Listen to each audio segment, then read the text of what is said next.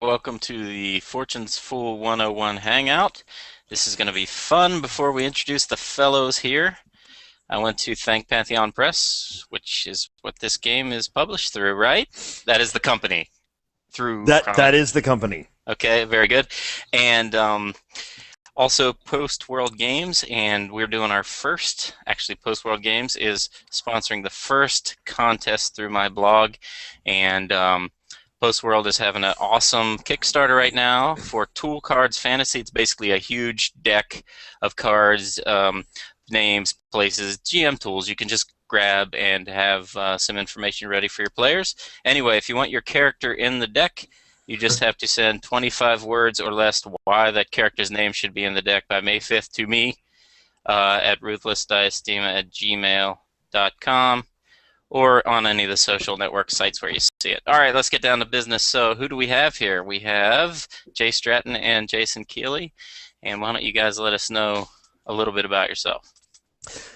Sure, I'm Jay Stratton. I'm the lead designer at Pantheon Press. I live in Midtown Manhattan, which you can see behind me, and I've been playing role-playing games for about 100,000 years, and I love them.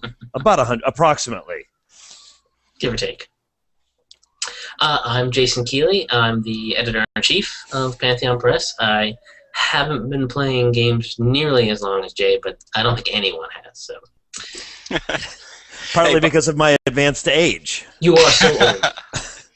Hey, listen, I have to redeem myself. I knew it was Pantheon Press. You guys are one of the sponsors and longtime supporters, but here's the deal. I got mixed up with the Chronicle City thing. That's what I didn't know. Right, and that is a little tricky. Chronicle City is sort of a...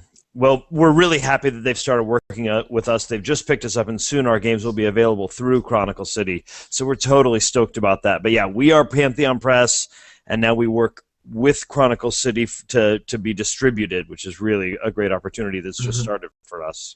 That's another guy who's been unbelievably supportive. I have to meet Angus someday.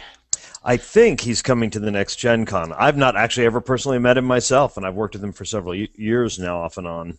Very cool. He's a great guy. He really is. I tell you, he gets it done too. I don't know how.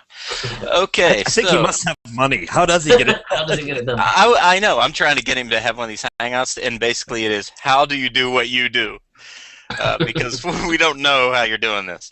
So, all right. So we want to talk about Fortune's Fool, and read through it. You know, I've read through it more than once, and it's really, really cool, really unique. And I want to focus mostly on the tarot card mechanics and and some of the things that go along with that. So, as I blab about it and ask questions, of course, add anything you want. But here's the deal: I don't know much about tarot cards or how the deck is set up, and I sort of do from reading the book, actually. But if I had not started reading this, can you kind of give us a little primer, however you want to say it, on a primer? Oh, how about a primer? Sure, you got it. So a tarot deck is pretty similar. It's the grandfather of what we think of as a traditional playing card deck. You've got 4 suits of what's called minor arcana, ace through the royalty, king, queen, page, and knight.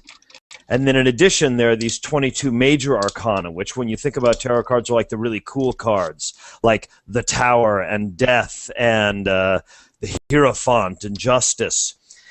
And there's so many great tarot card decks, and the art in them was so cool. So for years I was trying to write a game with a tarot mechanic, and threw away about 4 of them. I literally spent years before we came up with this system, and it was Jason, shown to my immediate left here, who helped me finally boil it down. We were talking about it. We couldn't get it to work. And he finally said, "What if only the players drew cards?" And then after that, everything fell into place, and it started to really work. Does that answer enough questions about the tarot deck, or you want to hear more about that? No, I think that is. So you have the major, minor arcana, and then the rest of the cards are kind of like what we're used to. Right, and so to put it in the simplest terms, when you draw a card, if it's a minor arcana card, you're either going to succeed or fail, and it's going to be A better failure or a worse failure, a better success or a worse success. They're going to be your middling results, and that's the majority of the deck. And then the major arcana are going to determine sort of your critical hits and your blunders, effectively. I mean, if you want to boil it down to the simplest RPG terminology. Mm-hmm. Well, how does this relate to character creation? Can you help us with that a little bit? I think Jason might be up for that. Yes.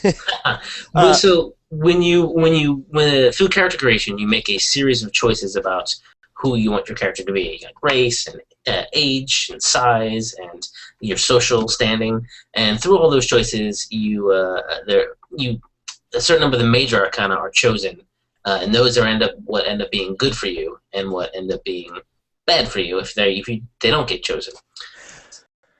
And what's fun is that the mechanic is designed so that if you make a bunch of extreme choices to like max out your character's strength or max out your character's dexterity or do one of the traditional role-playing game things, you can do it, but the result is that you'll usually make a character who's actually less lucky. So the character creation process is to some extent making decisions about, do I want my character to be good or do I want my character to be fortunate? And that's a big engine that runs the game. So if you choose a bunch of character choices like male, dwarf, adult, large, you're going to get all these bonuses to your body. You're going to make a character who's really physically impressive, but you're going to keep wasting your chance to get more major arcana circle because you get like you'll get strength over and over and over again, and so you'll sort of waste chances to be luckier. So you might make a really strong character who is in fact not very lucky. That's cool. I love that theme going throughout, that whole luck thing. Right, and in terms of the races, the game is set in the Renaissance, and we try and say, okay, so the Renaissance is the time when the fantasy world is fading away and the modern world is beginning. So elves, for example, are just a very unlucky race, but they're very powerful. They are the best wizards, they're great fighters, but they're really unlucky. Goblins, on the other hand, we sort of decide that they're coming into prominence right now, so they're very lucky, but they don't have nearly as many hit points, they're not as good at stuff, but things just work out for them. Yeah, I tell you, if we could spend all night on the. I love like the whole background and the characters, and I mean, you can have thank you. The religions and all that. It's just super cool. Yeah, we really wanted to tie sort of a fantasy world with kind of traditional fantasy races into the modern, not the modern, but to our Earth's history, our European history, so that well, you've read the game, you understand. Yeah. But we were really interested in exploring what if instead of ancient Greece being humans, the ancient Grecians were actually the elves, and that's where the elves came from, and stuff like that. It's a lot of fun. We really enjoy it. Yeah, it's awesome. All right, so we're talking about character creation, I guess. You bet. Jason, do you have a character sheet you could kind of help us with a little bit? Yes. Let me show you this. And of course, the main reason for this is once we start talking, what I'm most interested in tonight, I'm interested in all of it, but is just how the cards work, and you kind of need to see basically how a character is done to do that. It seems to me. I mean, to get a better grip on it. True. So this right here is our the character sheet that you find in the book, and you can download it from our website. As you can see, it's got a lot of spaces to write things, and as you make a bunch of choices, you're going to note them here: your race and your gender and your age. But usually, when we're actually making a character, when we play, we like to use a different, sort of a worksheet to help you keep track of everything, because you might want to go back and change a choice, and instead of having to redo all the numbers over again, this Excel worksheet that is also available on our site. It helps you figure things out. So I'm thinking about making a character that is one of our pre-generated characters in the free Pinocchio adventure that we have. Jason, right at the moment, you don't have the Excel worksheet up. Oh, I don't? You've still got the old character sheet. Oh, no. It's really tough to tell. Let me try again. And by the way, as I said earlier to you guys, I'm kind of talking to viewers. These will all be linked on the blog too, as well as, of course, they're on your site. So yeah. So here's the Excel worksheet. at the moment we have the on the left here we have all the choices that you can make, and then up here are the stats, and then over here we have a nice little column for you to check off what major arcana that you might get when you make your choices. So as I was saying, I thought I'd show you how we made the character of Geppetto, Pinocchio's father, for the Pinocchio adventure that we have for free available on our site. So we'll start off here. He's a dwarf. And in the book, you'll notice that you'll see that the dwarf has a bunch of base stats for base numbers for all these stats, and those numbers basically run 1 to 10. Okay. Which mirrors the 1 to 10 of the minor arcana. Nice. And when you choose a race, you get assigned suits that are good for you and suits that are bad for you, of the 4 suits from the minor arcana. So for dwarves, cups and pentacles are good, and that's what we call fortune smiles. And for swords and wands are fortune frowns, which are a little badder. So okay, hold on 1 second. So if I remember right, I don't have the book open. These are sort of at this point, I know there's going to be some customization, but this is basically the template for a race at this point, yes, right? Right. Okay. That's right now. So for this, all dwarves have this to start. Okay. All right. And then we get to the more customization for dwarves. There are skills that you might choose. Not all races have skills that are inherent with them. But for dwarves, I get to choose one of construction, driver, or survival. I'm going to pick construction since I'm a puppet maker. And then one of apothecary, demolitions, merchant, or smith. And I'm going to pick merchant since he can sell his puppets. And that's basically it for the race choice. And now I'll move on to gender.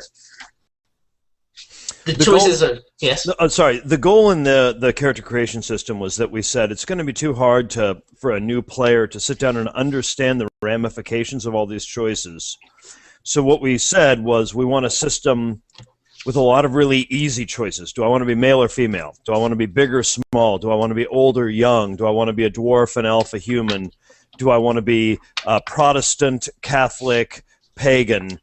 And we said, well, newbies can sit down, and we really actually love demoing this game for new people. They take to it very quickly. New players can sit down and make choices like that, and we've actually worked really hard to balance each choice. That doesn't mean that every combination is balanced, of course, but so that theoretically, whether you're playing a small character or a large character or whatever, you're getting the same amount of good stuff and giving up the same amount of bad stuff with each choice. The idea being is we played lots of games where it was like just understanding, making your first character was such a headache. And we said, let's make a game with a lot of really simple choices, but that produces a wide variety of final outcomes. Sorry, didn't mean to cut you off. Keep making Geppetto. That's great. Somebody's got to make a dwarven puppeteer around here, and it's not going to be me. Jay, I mean, you make a great point. You couldn't just go through here and just each choice is almost intuitive. And they add up to a full, complete character. And each choice says a lot about what character you're going to play. However, with gender, there are only 2, and I'm going to choose male because Geppetto is a dude.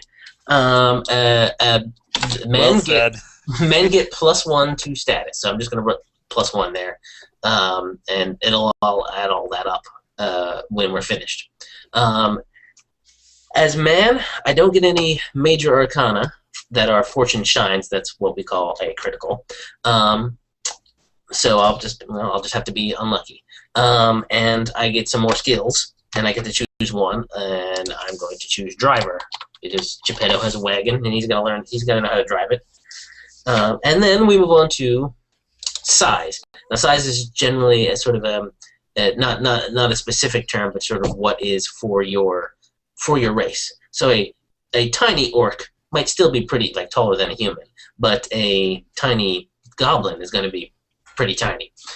But I think I'm not liking the fact that I don't have any major arcana checked off yet. So I'm going to pick average sized dwarf, and that gets me 3 fortune shines. The temperance, a little X there for temperances, judgment, and the world. But that gets me no skills. So as Jay had mentioned earlier, there's always a choice between do I want to be lucky or do I want to be good at things. That's cool. Now, do we want to do this, Julia Child style? Do we want to say? Indeed. And so now do we want to make another choice or two? Or do we want to say now you've kind of seen how the character creation process works? At each stage, you get to modify your stats a little bit. You get to check off some new major arcana that are going to be good for you. It's theoretically possible to make a character for whom all but one major arcana are lucky, although that character will be so unbelievably bad at everything but being lucky, they'll almost be unplayable. And we could just say, so now we've made those choices and put up a pre-gen, or should we make another choice to kind of... No, I was going to move on to the Let's do one more. Let's do one more. Fair enough. At age. I don't know what Geppetto's age is. I think he's middle-aged. He is middle-aged. So the categories for age are like everything from kid to like really, really old fart. Yeah. not the exact term. But they're not specific numbers. Again, since dwarves live a lot longer, an elderly dwarf is way older than an elderly human. But Geppetto here is a middle-aged dwarf, and that gives me -1 to my agility, +1 to body, +1 to heart, -1 to perception, but +2 to status, and gets me 1 fortune chimes, the Hierophant. Age categories also give you what we call skill expertise points, which we can spend later after we've made all of our choices to make ourselves better at the particular skills that we have. As a middle-aged person, I get 4 skill expertise points. And someone like a kid gets 0 because he hasn't had the expertise yet. So there are like 8. 1, 2, 3, 4, 5, 6, 7, 8 choices to be made in general, and then you get to increase 1 stat, and that's a little more customization for you.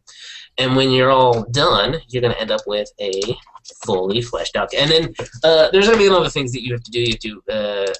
You get these martial skills, and you'll figure out what your fate twists are and what your wealth level is, and all that. And once you've done all that, you have a fully fleshed out character, and I'm going to share that with you right now.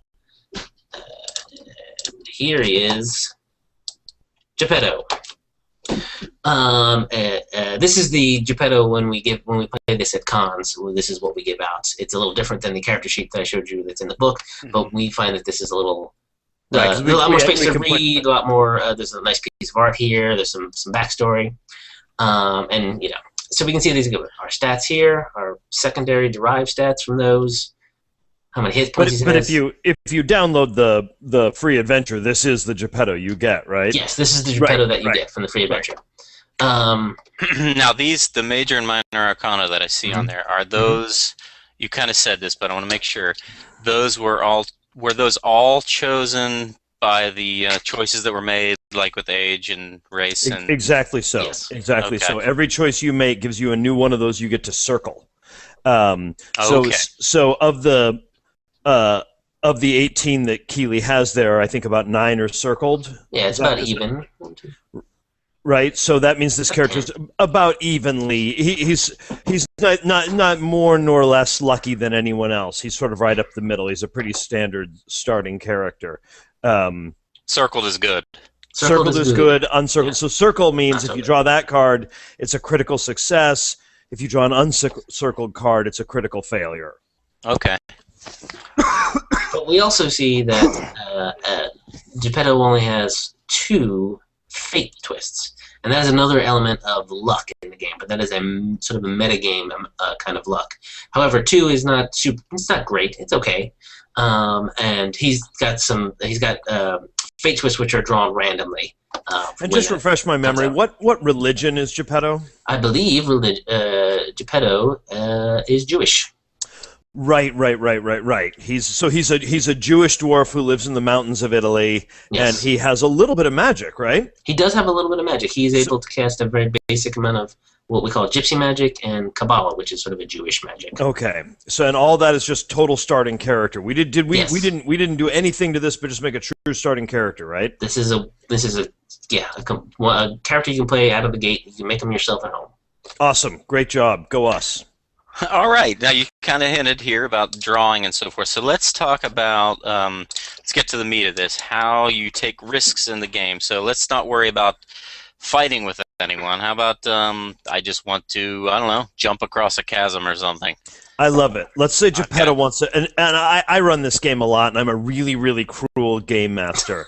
So I'm just gonna say, imagine Jason is playing Geppetto, and imagine we're in the same room, and you can smell the fear, and I say to Jason, okay, everyone else has jumped across this chasm. Geppetto was giving a boost to people because he's so strong, I guess. I don't know why he didn't jump first, but he didn't. So I would say, you're coming up on a chasm. Geppetto, you've got to jump across this chasm. Do you have any skills like acrobatics or special athletics or anything like that? Geppetto is not a very agile dwarf. He has nothing along those lines. Well, I'll tell you this. I'll give you Climbing, maybe, but definitely if I fail, probably. It's probably more like if you fail, are you going to like be able to like grab a rope or something like that? Okay, but I'll give you two choices. I'm going to say this. You can use your agility to jump across the chasm, or you have driver skill, and what if you happen to be in your coach? And we obviously, this is a totally hypothetical circumstance, but if you're in your coach, I'll let you make a driver draw to sort of leap your buckboard across the chasm, Dukes of Hazzard style. But the outcome will be more painfully disastrous if you fail that one. Fair enough. I mean, all right. Looking at my stats, I would prefer the driver skill since it's way higher for me. All right. Than my straight up agility. There's one single tarot deck on the table that all players pull out of, and the game master never touches. So what's your driver skill number? It is a 5. A 5. Not Better. great, but my agility Not is a great. 2. Okay, so what that means is he needs to pull a card, and to get a success, he either needs to get 5, 4, 3, 2, or ace of the minor arcana, or one of his circled major arcana. Okay. So I mean, I've actually got a shuffled deck right here. Normally, a game master would never touch them, but here's a shuffled deck. Jason, would you let me pull a card for you? I'll draw a card. Oh, all right. Oh, wait. Yeah, I'm joking. Oh, that's so eerie. Right. And in fact, you pulled you can't see this probably, but it says 4 of cups. Hey. Yep, So- I can see it. Really? My Yeah. camera's better than I thought it would be. 4 of Yeah. cups. So what this means is, 1, 4 is low enough to succeed. So he does, in fact, leap the card across the chasm. just like you see in the movies with all the Jewish dwarves of Italy. Absolutely. And 2, is cups for you a smiles or a frowns? That's a fortune smiles for me. So he does it with some aplomb. So what we might say is he jumps it across there, and neither of his pair of horses are injured. He doesn't break an axle. It's obviously up to the game master what that means. If it had been a frowns, he would have still leapt across successfully, but perhaps one of his horses is lamed, and now, it's easier for the people pursuing him to catch up or something like that. It's obviously up to the individual choice of the game master. In combat, it's not nearly as interpretive, of course. So it was. I drew from that. Equal to or less than, or one of the fortune smiles. That's correct. And there are a number of situations in which that will be Sure. modified somewhat, Right. but we just get that's a very We'll go your without the suggestion. modifications. Your suggestion was, leaping across a chasm is something I force players to do all the time. They're always screwing it up. That's true. But in any event, that's exactly the kind of thing. And, so the first thing I say is, to get across this chasm, just give me an agility draw or something like that. And then the player usually says, well, I do have acrobatics. Could I, I'll say, oh, okay, well, I'll certainly take that, or, oh, I am in my buckboard charging. Is there maybe a ramp I could use to jump? And, you got to love that creativity in a player. You got to say, sure. But it's going to be more dangerous if you screw it up, What if it would have been lower than, but he would have had a fortune frowns card? Because you asked him if he had. I always say that success on the deck is more important than frowns or smiles. But I would have said, okay, you made it across, but fortune frowns. So he pulls say he pulled the 4 of wands instead of cups, and I think wands for you is a frowns. Yeah, it's frowns. Okay, so I would have said, yes, you made it across. You cleared the leap, but because you got a frowns instead of a smiles, one of your horses turns its hoof. Turns its hoof? Can horses do that? Anyway, goes lame, and now you're going to be when you get to the other side, you're riding slower now, and the bad guys are going to have a better chance to catch up with you, or they'll catch up with you by nightfall rather than the next morning or something like that. So the do you tend to do this? Oh, I'm sorry. No, you, man. You. Do you tend to do the same thing with failures? With the smiles or frowns, or no? I'm just curious. Absolutely. Like, if he'd failed but with the smiles, I might have said, okay, you failed but with the smiles, so the horses in the buckboard are going down into the chasm for sure, but you maybe have, because it was the smiles, you maybe have an agility chance to catch the side. You know, so it's a disaster for your poor horses and your buckboard, but maybe you have a shot to catch the side, whereas a frowns, he probably goes down with them. And had he drawn, God forbid, a fortune weeps, it would have been like, okay, so you fall into the chasm and your buckboard and horses fall on top of you. Or something equally terrible. Well, let me ask you this, too. So he drew one card. Correct. The number of his what was that, driving or something? Driving, I think. He made a driving. That, of course, did not determine how many cards were drawn. That's just the number he has to get. So what determines how many he draws? Is that getting too far ahead of us? Because we're going to talk about combat here in a second. Basically, everything in combat has a single draw. There are some secondary results that need a follow-up draw. But for example, it's one card to jump across the chasm, however you're doing it. If you then fail, but the game master doesn't want the player to die and end the story, of course, if you then fail, you might say, well, you failed, but with the fortune smiles, I'll give you an agility draw to catch the side. So you say then that's a new action, so it's a single new draw, but you never make multiple draws for one event, for a single discrete event. With one sort of exception, Jay, and that is the double draw, the black double draw. Yes, that's very true. For when things are incredibly in your favor or incredibly not in your favor. A double draw means, and sometimes you might get this in combat through certain martial skills, or if certain spells are in effect, you might get a double draw, which means you take two cards, and then you take the better of the two cards. Mm-hmm. And you obviously, you pick the card that lets you succeed or fail less bad. If you get we call a black double draw, circumstances are conspiring against you, that there's a lot of wind in this chasm. My axle was already broken from previous chase. Jay might be like that. It's really, really difficult there's no ramp whatsoever. It's going to be really, really difficult for you to leap this buckboard over the chasm. You draw two cards, and you take the worst of the two cards. And obviously, that means I have to draw twice, and both have to succeed for me to do this amazing feat. And as a game master, occasionally there are triple draws and triple black. For the most part, it's one. But it's mostly just double draws, yeah. Oh, right. So you're always either pulling a single card or occasionally two cards in your favor or two cards against you. Right. But 80% of the time it's one card, and then the other 20% of the time it's two cards. And once an extremely rare while, like you're trying to sneak up on somebody and you're invisible, then maybe you're pulling three cards. Yeah. Taking the best of the card. That seems pretty simple for an uncontested draw. Try to get a fortune smiles or equal or less than. That's not bad. How about when you're trying to fight somebody, though, or you're in a contested, a contest? Yes. Let's totally do that right now. Okay. Keeley, because, man, there's nothing I like more than having guys attack Keeley. That's one of my favorite things. We all call him by his last name. Okay, so Jason, you're still playing Geppetto, right? Yes. So the villain Gato, the cat, he's the orc that runs the local thug band who has kidnapped Pinocchio, is going to attack you with his cavalry saber. He's got it drawn. He's coming at you. So the first thing we do is we have to make an initiative draw to see if you get to go first or the bad guy gets to go first. So I would say, okay, first thing we're doing is make an initiative draw. So go ahead and make your initiative draw. Okay, I also have a deck of tarot cards right here. What a coincidence. Look at that. And I'll draw the top card. It's already shuffled and cut. That is the 5 of coins. Is that above? Is that equal to or below your initiative? It seems like it would be a very good card for me to draw, but my initiative is so low. It is a 2.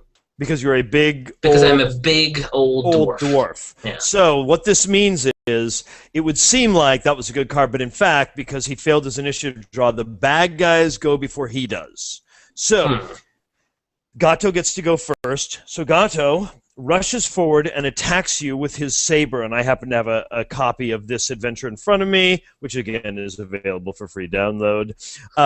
So he comes forward swinging, and because Gato is a great fighter, the adventure clearly states PCs suffer a -2 penalty to dodge Gato's attacks. So now, are we using?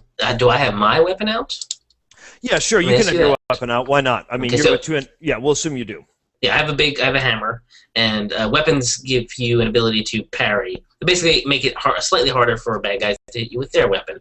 However, it's mostly based on my agility, and since my agility is so terrible, this is 3 or less with a parry, and then with Gato's -1, it's another 2 or less draw for me to not get hit. And he's actually a -2, so I believe you have a 1 or less draw.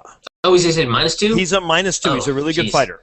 A tough bad guy will have a modifier like that. So he's coming at you. You've got a 1 or less. This means that to succeed, Jason has to pull either an ace or one of the circled minor arcana, which means I'm about to hit him probably. He's probably going to hit me. And that's one of the best things that ever happens in my life. That's even... So you see here, now the important thing to notice here is that I, the GM, as the monster, am not touching, I don't draw cards, right? If the monster is really dangerous, he assigns a modifier to Jason's defense. Not just Jason's, to anyone's, but I like to think of it as Jason's because I like to hit Jason. As we can see here, that is a King of Wands. Now, the King is of one of the court cards, or face cards, that there are 4 of each suit in the tower deck. And they always are failures, no matter how good you are at something. They don't have a number assigned to them. They are the page, the knight, the king, and the queen.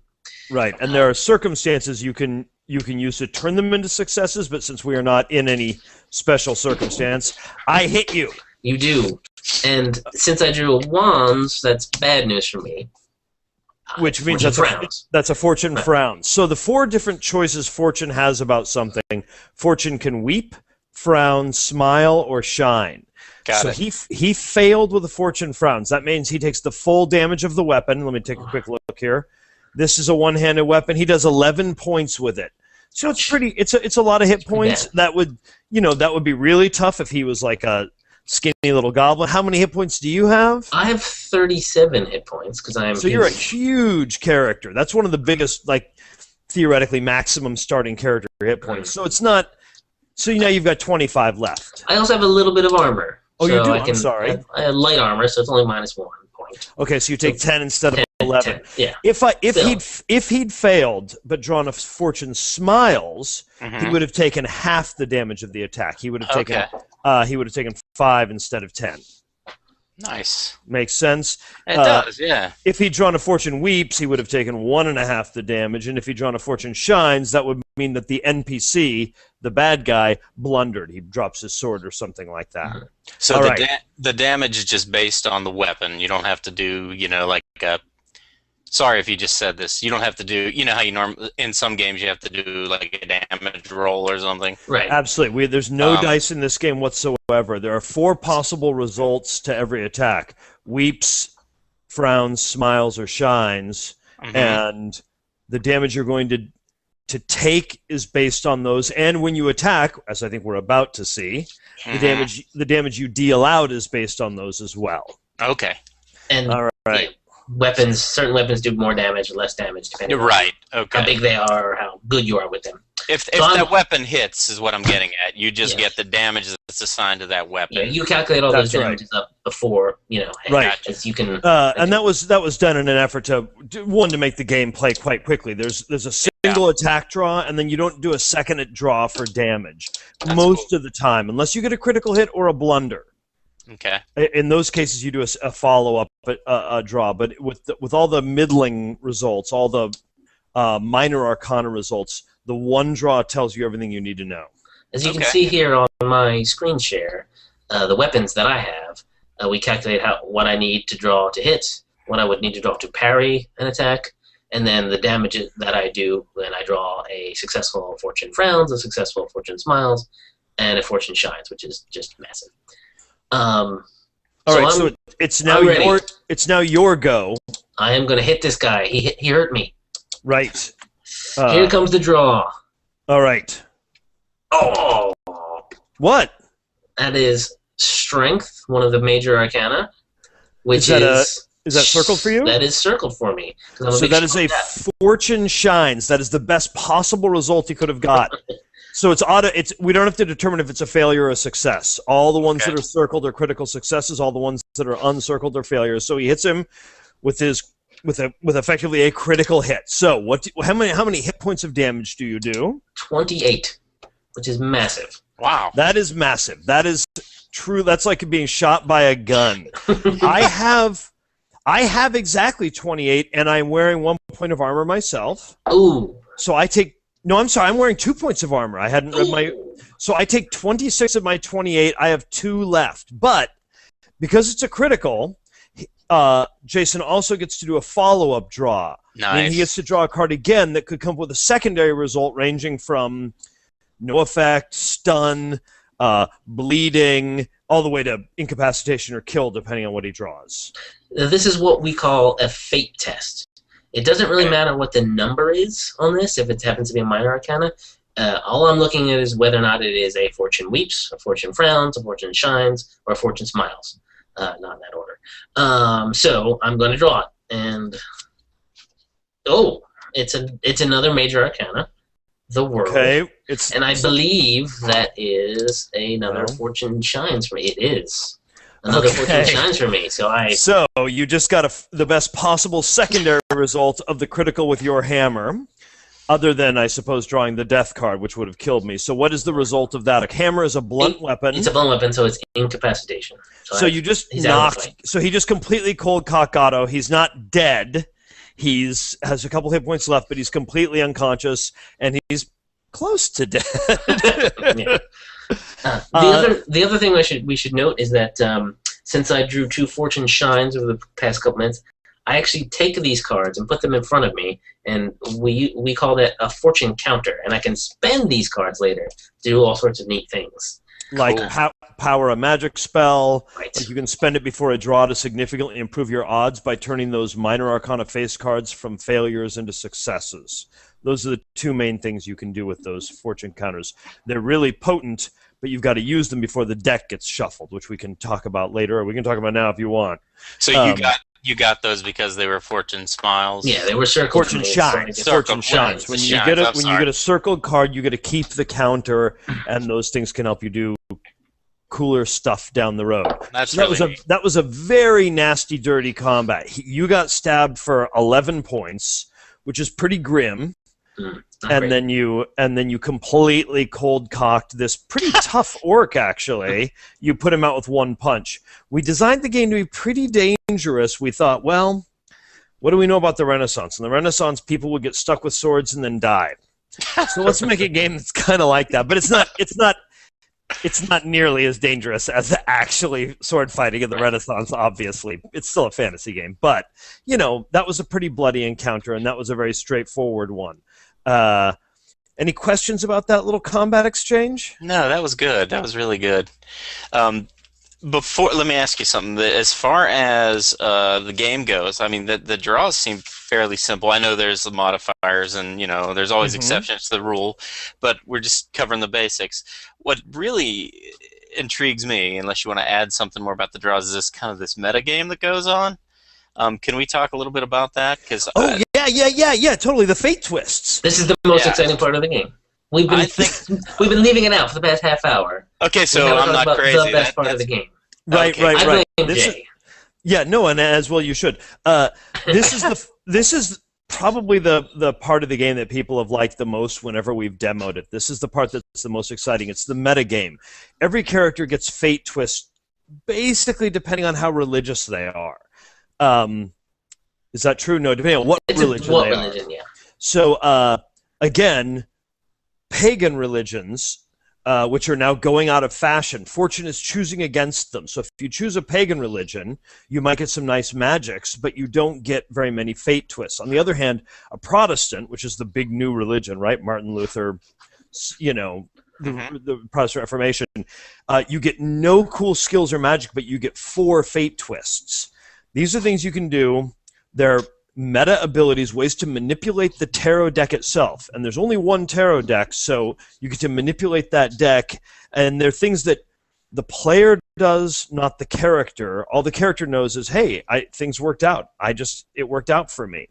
They take no time. They don't happen. They're not an action. They're not like a muscle your character flexes. And you can use them for yourself, for other people. You can use them at any time. They're instantaneous. In fact, let's say this. There happens to be another bad guy who works a lot with with Gato. Yeah, there's another bad guy. There's always another bad guy. Right, right. There's always another bad guy. Because in the Pinocchio story, there was the fox and the cat. So you just killed the cat. The fox, and this is in fact in the free download, is a little halfling named Volpe. Real nasty guy. And he happens...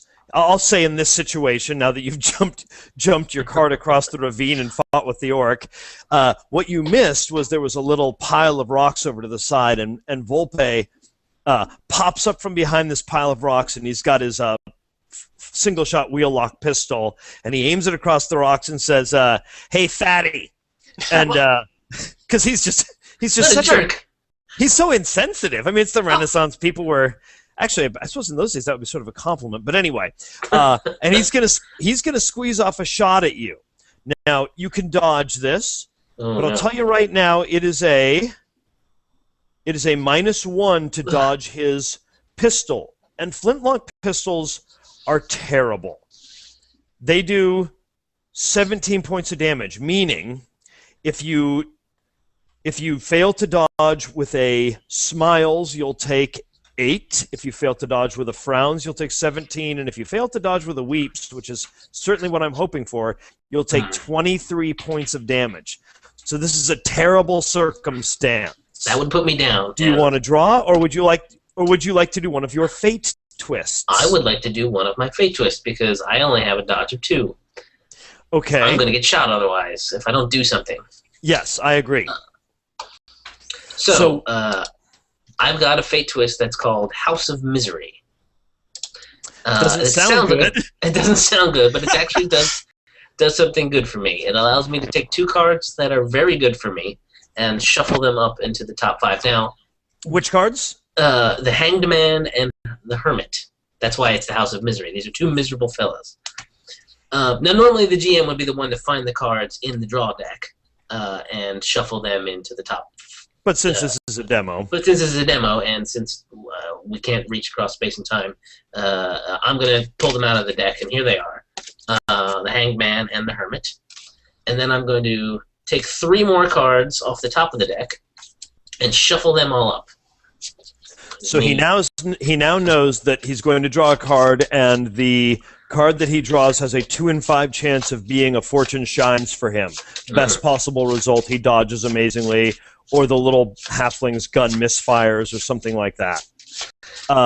I'm also going to say this, just so we can show you how it works, and since you're holding those 2 fortune counters, do you want to spend one? Yeah, why not? Because if there's one of these face cards there, I'm still going to get shot. So I'm going to take the world and put it in the discard pile. So if I happen to draw a face card, it's also good news for me. So, right, so you've just significantly increased your odds. You've taken your odds and changed them from, having to get a 2 or less on a, to okay, now you got to not get shot with a really nasty weapon, to now you've got a 40% chance of getting a miraculous dodge, and you've also taken your 2 or less and turned. It's hard to know exactly how these work, but anyway, you've increased your odds significantly. All right, but I still hope I shoot you. You still might. I'm going to draw the card now. Yes. Oh, please. Oh! Did I? You did. It is the 9 of Wands. So I shot you. Wands for you is a... It's just frowns, so it's bad frowns. News. So I shoot you for 17 points of damage, which would kill a lot of characters. Yeah.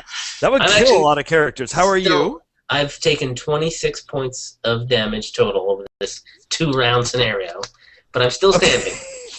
Okay, Surprisingly. So now, if you wanted, you could run over and attack me with your hammer, depending on how far away we said he was and stuff like that. When I say it takes a round, but a pistol's a single-shot weapon, so I'm probably going to run away and hide, not wanting to fight you. Anyway, that was an example of how those fate twists, and also coincidentally how a fortune counter works. It didn't work out for me that time. It didn't work out for you that time. That was a rather. That was sad. Unfortunate, but it proves that we're being integrous with the card. That's true. And I got to do my favorite thing, which is to shoot Jason. And the different types of fate twists, does that come in character creation as well? No, they're random. How many you get is determined by your religion, but what they get are entirely random. You draw when you're making your character, you draw one card per fate twist you have, and there's a chart that tells you what it is. Oh, okay. And there's a variety of things they do. Some let you do, a number of them let you do exactly what he did, which is put a couple cards that might be good for you in the top 5. Now, the interesting thing is, if there were 5 people playing on this adventure, the next person to draw, say you were playing Pete, right? Mm-hmm. So you're playing, and you get the next action, and you're going to attack Volpe with your bow, right? You happen to be standing next to him, and you have a bow.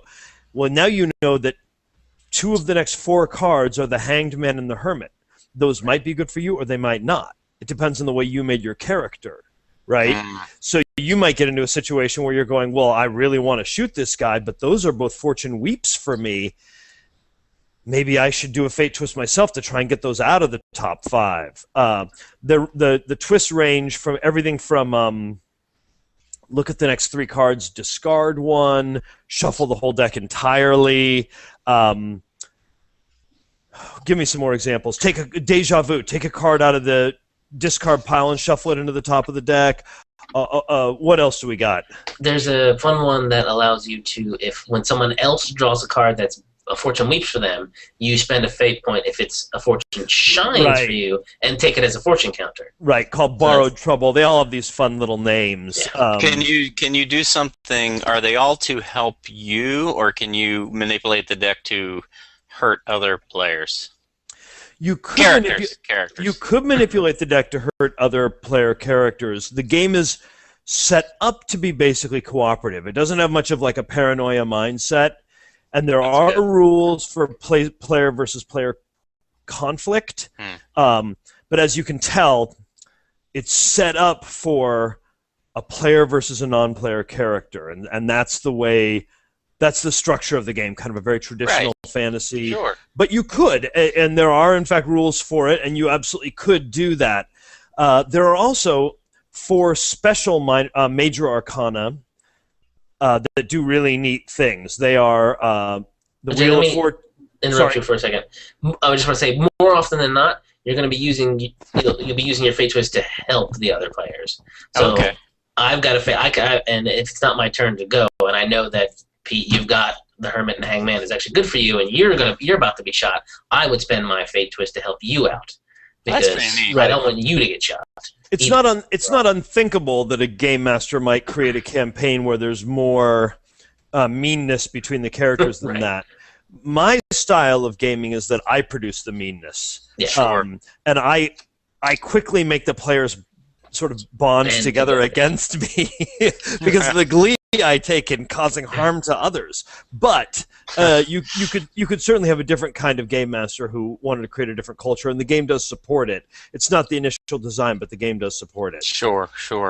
Wow, I love those 2 levels of the game that go on. It seems really fun.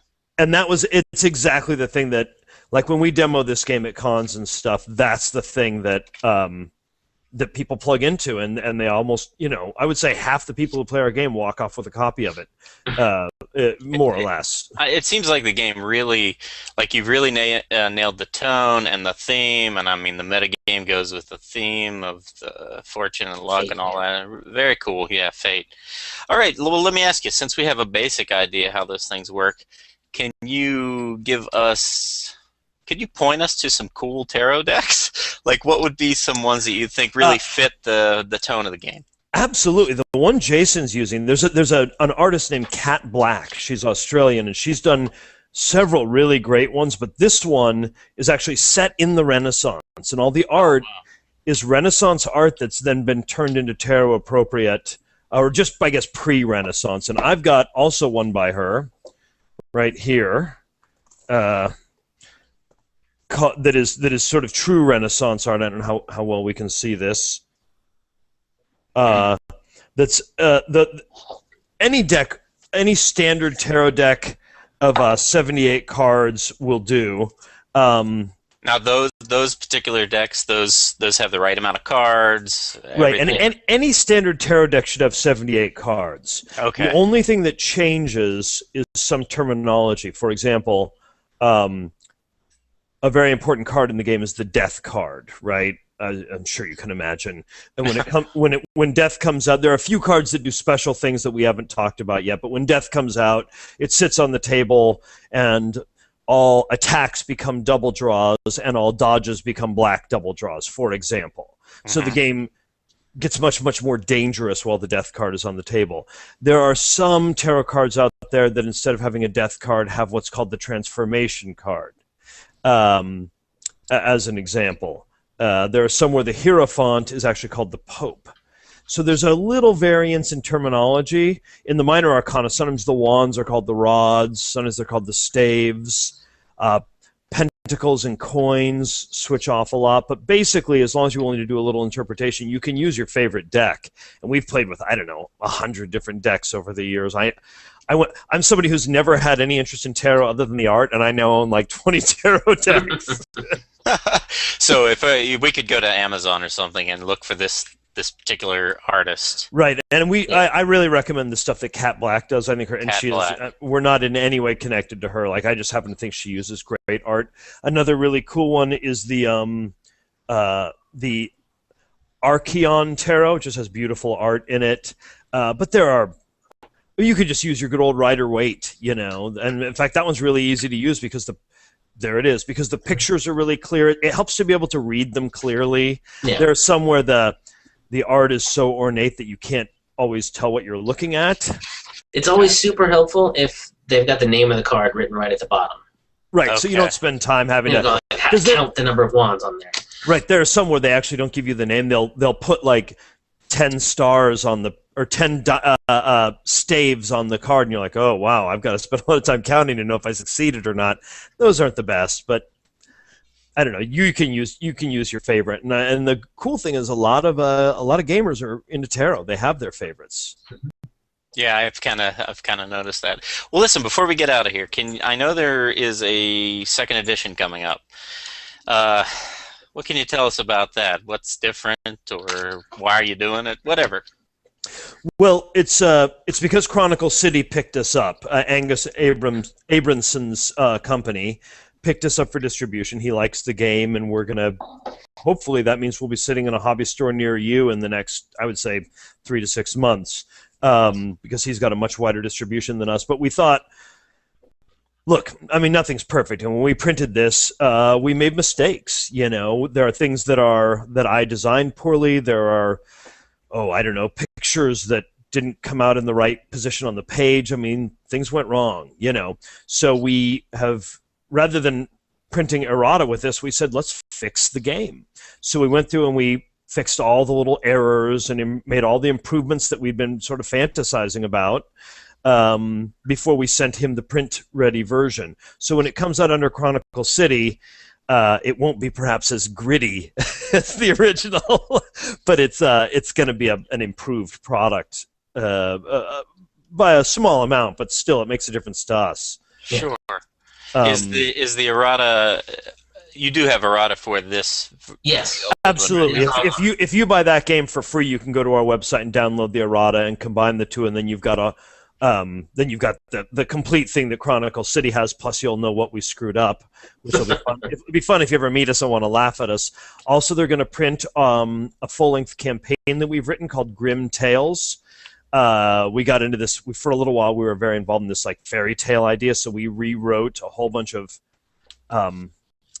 grim fairy tales as a really nasty campaign set in the Carpathian Mountains. It's quite dark, but we used a mixture of fairy tales and nursery rhymes. Oh, that's so cool. Set against kind of the Turkish invasion of Europe. Is the backdrop. So the characters they're in this little Carpathian town trying to recover a magic mirror, and these fairy tale events start coming to life around them, and it's of course connected to the mirror, and et cetera, et cetera, et cetera. But it's all in an effort to help this military effort. And also we've put on an expansion for the original game with more magic and new fate twists and all kinds of fun stuff, and they're going to publish that as well. And all those things you can buy from us now, but the Chronicle City is going to roll them out in hard copy. Oh, that's very cool. Can't wait for that. Yeah, it's really we're really excited about it. We love the company. Chronicle City is a great company. Well, listen, guys, thank you so much. I'm now even more excited to get to play this. I'd love to run into you guys. Pete, can I ask, will you be at Gen Con? I'm not sure about Gen Con. I'm sure about Origins, but you guys aren't going to be there. So. Yeah, we're not going to be at Origins. But dude, you live in Pittsburgh. It's like a 6-hour drive for you. Yeah, I want to. I'm just not. All right. Well, if you show up, you can sleep in Keeley's bed. Yes. No, but no. Oh, fortune smiles. Well said. All righty, guys. We'll see you later. Thanks again. Thank you, and have a great night. Thank you.